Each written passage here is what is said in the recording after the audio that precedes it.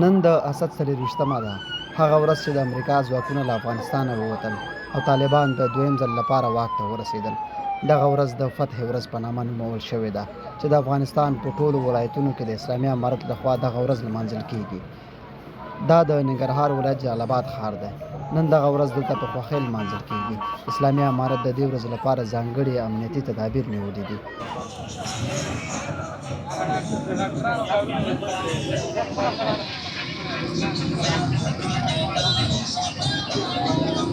نوم مې ضیاءالدین سنجاروي دی او د کونړ ولایت اوسېدونکی ما.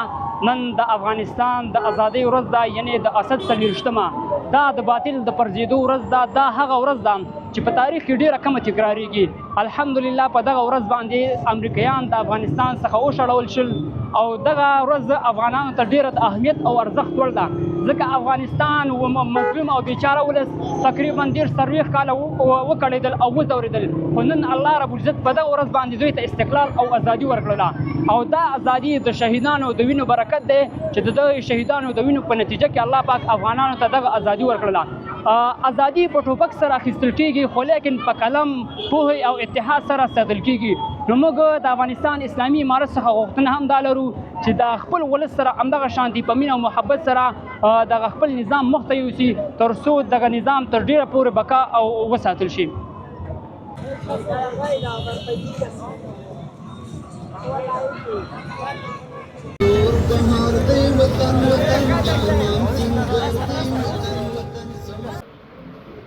دوی د ښار بېلابېلو واټونو ته راغلي دي، سپین بیرغونه ورسره دي او دغه ورځ لمانځي.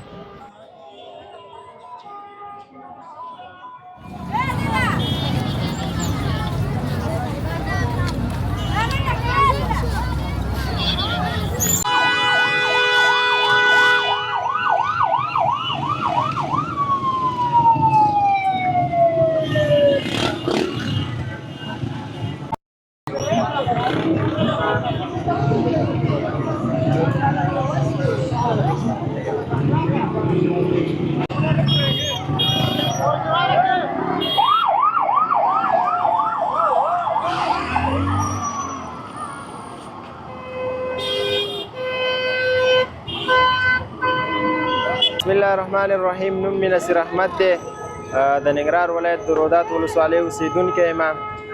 نن ورځ چې ده د اسد 40مه یا د اسلامي امارت د خپلواکۍ ورځ ده.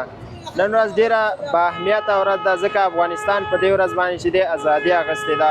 ټول ځوانان راغلي دي، خپل احساسات د حکومت او د ولس سره شریکوي تر څو خپل احساسات خلکو ته وړاندې کړي. افغانستان خوشبختانه اوس ازادي لري او موږ او تاسو ته پکار ده چې په اتفاق او اتحاد سره خپل ژوند وکړو، خپل ملک آباد کړو. او د اسلامي امارت څخه مې دا غوښتنه ده چې باید بنسټیز کارونه وکړي، مثلا د زیربنایي پروژو پلي کول دي. همداشان چې دی افغانستان چې دی د بشري قوې د لحاظه چې دی دا یو غني هیواد دی، باید بشري قوه ضایع نشي او دلته ځوانانو ته کار پیدا شي. انشاءالله زموږ او ستاسو هیله او امید دا دی چې افغانستان به یو مترقي هیواد شي او د یو باثباته او پرمختللي افغانستان په هیله.